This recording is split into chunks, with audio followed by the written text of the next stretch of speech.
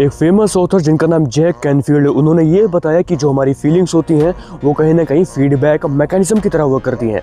और उन्होंने ये भी बताया कि जो हमारी फीलिंग्स हैं वो कहीं ना कहीं इस यूनिवर्स के साथ कम्युनिकेट करती हैं। अब इसको सुनने के बाद तो मुझे खुद पर बिलीफ नहीं हो रहा था, बट जब मैंने इसके बारे में स्टडी किया so I actually found it working. होता क्या है कि जो हमारे थॉट्स होते हैं वो कहीं ना कहीं हर एक पर्टिकुलर थिंग के प्राइमरी कॉज होते हैं। फॉर एग्जाम्पल, जब हम किसी थॉट के बारे में सोचते हैं सो उस केस में क्या होता है कि हम इस यूनिवर्स में एक फ्रीक्वेंसी को रिलीज़ कर रहे होते हैं और वो frequency with in a second जब रिफ्लेक्ट बैक होकर आती है सो वो कुछ ना कुछ सिग्नल, कुछ मैसेज हमारे फीलिंग्स के थ्रू देती है। एक तरीके से मैं बोलूँ तो हमारी फीलिंग्स बैक कम्युनिकेशन करती हैं इस यूनिवर्स के साथ। समझ में नहीं आया होगा, मैं तुम्हें एग्जाम्पल से बताता हूँ।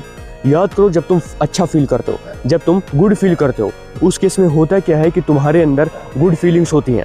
अब उस केस में क्या होगा कि तुम इस यूनिवर्स में गुड फ्रीक्वेंसी को रिलीज़ कर रहे हो और वो फ्रीक्वेंसी जब रिफ्लेक्ट बैक होकर आ रही है सो कहीं ना कहीं तुम्हें कुछ मैसेज मिल रहा है, तुम अच्छा फील कर रहे हो। वहाँ पर यूनिवर्स ये कह रहा होता है कि brother your thought is good, continue the process. लेकिन वहीं पे जब तुम बैड फील करते हो सो उस केस में होता क्या है कि तुम यूनिवर्स को नेगेटिव फ्रीक्वेंसी सेंड कर रहे होते हो और यूनिवर्स तुम्हें मैसेज दे रहा होता है तुम्हारे फीलिंग्स के थ्रू कि brother please stop, change your frequency right now. क्योंकि ये कहीं ना कहीं तुम्हारी हर वो गुड थिंग को पॉज कर रही हैं, ब्लॉक कर रही हैं तुम्हारी लाइफ में आने से। फिर तुम्हारी लाइफ में कहीं ना कहीं नेगेटिव चीज़ें ही आने वाली हैं।